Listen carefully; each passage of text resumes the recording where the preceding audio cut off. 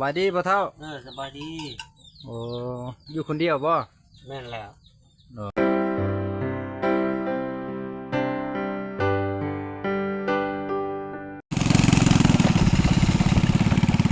สบายดีทุกคนอันนี้กำลังสิไปอ่าเดินทางไปสัมภาษณ์พ่อเฒ่าเพิ่นอยู่เถียงนาเนาะกำลังเดินทางมันชวนบ่มาแลได้รถไสบ่โอ้ไก่ดอยบ่นี่แหละทุกคนเลยกำลังเดินทางไปเกี่ยวข้าวนี่มีแต่ผู้งามๆเด้อนี่เด้อนี่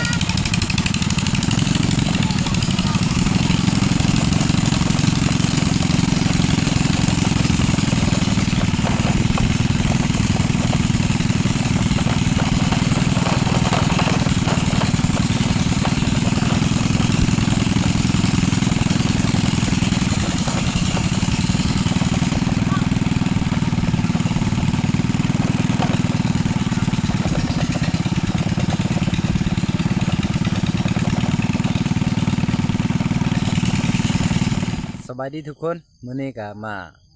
สัมภาษณ์พ่อเฒ่าเพิ่นเนาะพ่อเฒ่าเพิ่นอยู่เถียงนาหลายปีแล้วได้พี่น้องนี่เถียงนาพ่อเฒ่าเพิ่นอยู่เถียงหลายปีแล้วบ่ได้กลับบ้านถามเราเบิ่ง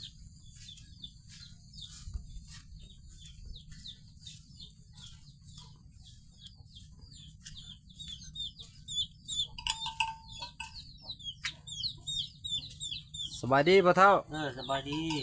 โอ้อยู่คนเดียวบ่แม่นแล้วอ๋อใส่ลูกเมียเด้ลูกเมียก็อยู่บ้านหมดแล้วบ่ได้เที่ยวไปเที่ยวมานี่แหละโอ้พ่อเฒ่าบ่ได้เมื่อบ้านบ่บ่อยู่ประจำเลยประจำเลยยามแรงก็บ่ได้เมื่อเนาะเมื่อก็ดับครั้งนี่แหละโอ้เทื่อนึง2เทื่อปานนั้นแหละสาเหตุหยังว่าบ่อยากเมื่อบ้านหั่นน่ะมันบ่เฮ็ดรุ่งแดขี่รถก็บ่ได้แดซ้อนก็บ่ได้เสี่ยวขะนี่แหละโอ้อันอยู่ได้จักปีแล้วบ่อยู่นานี่8 ปีแล้วโอ้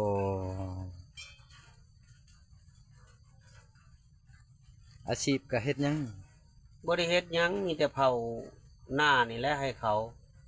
เผางัวเผาแบ่นี่แหละกับไก่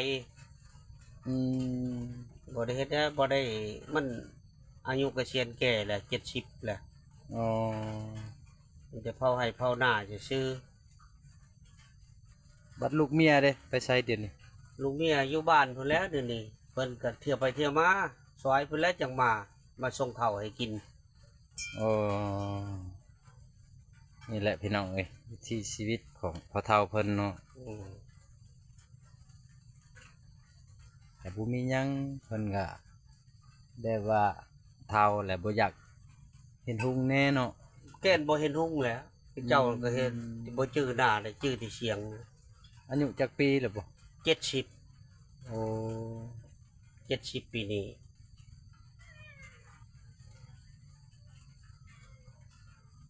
แล้วก็71นี่แล้วยังสิ2เดือน3เดือนเลย แต่ว่าเมียนี่เที่ยวไปเที่ยวมานี่เมียยังหนุ่มเนาะเมียยังหนุ่มแล้วเมียประมาณอายุจักปีบ่เมียอยู่ประมาณ38 39นี้โอ้ถือว่าเอาเมียหนุ่มเนาะเมียหนุ่มเนี่ยก่อนตายพุ่นลูกตายเมียตายโอ้เมียกกก็เสียแล้วเนาะเสียแล้วลูกตายแล้วก็เมียตายคือว่าเป็นไม้เมียกับเมียผู้เอานี่ก็ไม้คือกันเอากันมีลูกแล้วมีแต่ลูกเมียนี่แหละโอ้ทุกคนอยากเห็นหน้าเมียเพิ่นเนาะยังนุ่มนะทุกคนแต่ว่านุ่มแล้วเมียเราบ่อยู่เที่ยงหน้าบ้านคุณเทื่อก็เดือนนึงก็เพิ่นมันอยู่นำ2 คืน 3 คืนยามเบียกนี่ก็มาอยู่ไปบ่ได้ซ้อนรถบ่ได้เด้ขี่ไผขี่มันได้รถก็ กลับบ้านก็ไกลเติบเนาะพ่อเฒ่าเนาะ โอ้ไกลแล้ว ประมาณอยู่15ลักมันบ่ ทางซื้อเดี๋ยวก็สิโมงหาลัก6ลักนี่แหละ อืม ไปทางคดเดี๋ยวก็อยู่ใน10ลักเลย โอ้นี่ทุกคนพ่อเฒ่าเพิ่นอยู่เถียงนานี่เลี้ยงงัวเลี้ยงเป็ดเลี้ยงไก่เฮ็ดนาพี่น้องเอ้ยนี่กำลังเกี่ยวเขาวฝนตกอยู่ยิบเย็บฝนตกก็ได้โอ้ยธรรมศาสตร์ เขาพี่กายพี่ ครับ เดียวเลยพี่กายในลายอยู่ โอ้กวางเติบเนาะหน้าเนาะพ่อเฒ่าเนาะ โอ้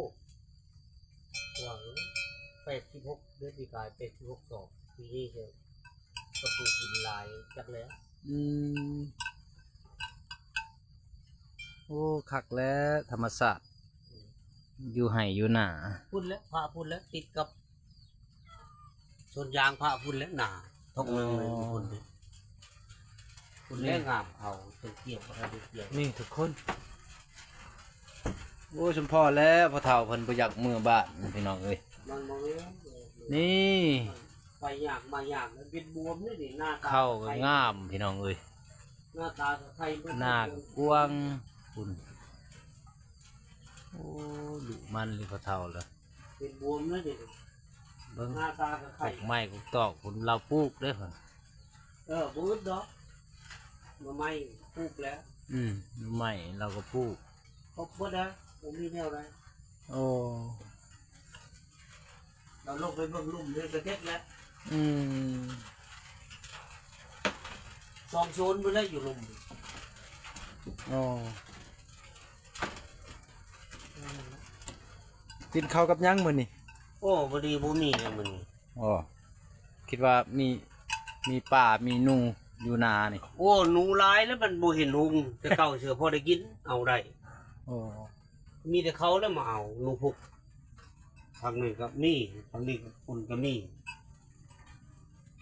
ก็เอาเบิ้งมือนี่ใส่ลองเกิบอยู่มึน โอ้ แข้งนี่ก็ไข่นี่ก็ไข่มันเลย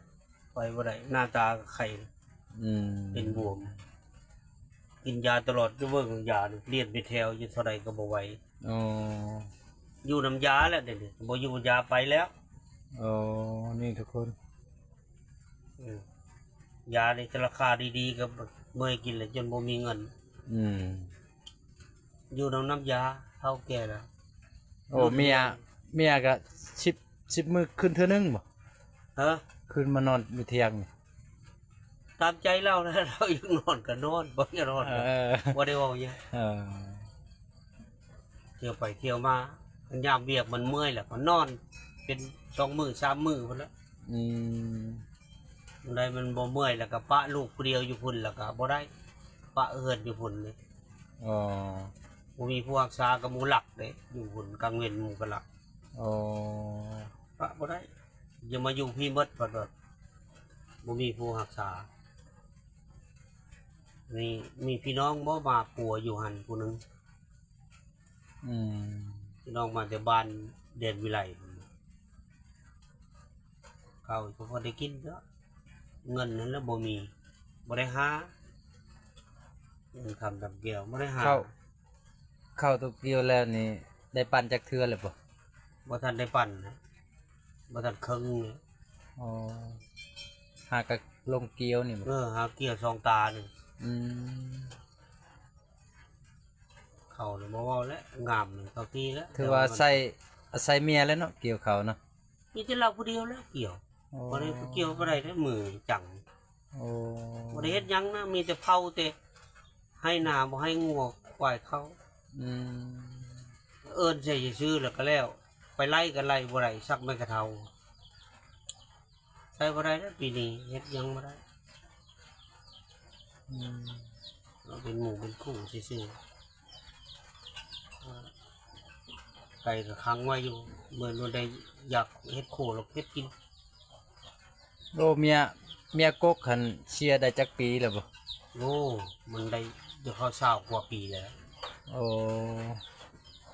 แล้วได้จังได้พบกันกับเมีย โอ้บ้านเดียว ใหม่นี่บ้านเดียวบ่ อืม โอ้ เพื่อนใกล้กัน โ โอ้เคยไปล้มอยู่บ่ บ่ได้เคยแล้วตะกี้อะครับกูจักอยู่หรอก อืม แต่ยังงมนักน้อยอยู่แต่มันยังน้อยอยู่กูจักอยู่หรอกของหมอนั้นมันเอาเมีย3เมียเด้ อืมบ่อันเมียผู้ใหม่นี่นะเคยไปล้มบ่จังใดกันหั่นน่ะ เออล่มเนาะมาแล้วก็ล่มกัน โอ้ แล้วก็เอากันแต่งกัน อืมแต่งกันได้จักปีแล้วบ่ 8 ปีแล้วเด้ 8 ปี แต่แต่2018 โอ้ ไรบ้างในนี้ก็2025แม่นเรา8 ปีแล้ว อืมแม่น 8 ปี9 ปีเข้ามานี่แหละ อืม ลูกคนหนึงก็ไปหาทำงานอยู่เมืองไทย โอ้ลูกชายบ่ ลูกชายแล้วไปมินนั่นแหละไป ลูกชายจักคน นี่แต่สองคนหนึ่งยังน้อยน้อยก็บ่น้อยบ่ได้10ปลายปีเลย15 ปีนี่แหละ อ๋อ บ่ได้เลย18 ปีแล้วสองคนเอาบ่มีแล้วเอาแก เท่าแล้วมีแต่รอท่าเนาะ เออ รอท่ากินกับลูกเมีย ก็รถท่าสองมาแล้วก็ยืมมืออยู่เลย อืม โบราณเพิ่นว่าบ่เห็นอุบัติเหตุนุ่งก็ไปได้อยู่คันแดดหลายก็ไปบ่ได้แล้ว อืม บ่เห็นโมคนน่ะบ่จื้อหน้าแล้ว โอ้ จุสับเจ้านี่ครับเห็นอยู่ว่ามันแบบคือการเอาแผ่ปกไว้ โอ้ ส่วนหลายมีแต่เขาเลยจื้อโอ้เขาว่า เจ้าบ่จื้อบ่ลูกบ่แล้วเขาว่าบ่รู้จักซ้ำเขาบอกให้ผู้นั้นผู้นี้น่ะฮู้นอนก็นอนน้อยเด้บ่ได้นอนหลายแล้วกูมื้อ อืม ก็ได้ตื่นแล้วก็นั่งอยู่ที่แจ้งนี่ดอกกินข้าวกินน้ำก็ถึกปากก็กินได้บ่ถึกก็กินบ่ได้อย่างนี้ อืม กันเว้าได้หนึงก็โยยืมมืออยู่แล้วล่ะจากมือใดแล้วไปบ่ได้แล้วก็เมื่อแล้ว อืม นี่ยังพอย่างได้อยู่นำมื้อนี้สักใบกระเท่าแล้ว โอ้ ไปผักแล้วมันมึนมาเด้นี่ โอ้มันมาตามแข่งนี่เนาะ เอาแข้งกับขาไปบ่ได้ได้สามทางนี่ อืม ได้อยู่3เทื่อผักบ่ได้จังหอดทางนี่นะ อ๋อ สัมภา ขอ ษ บ ณ์ ใจหลายเด้อ อืม ที่ได้สัมภาษณ์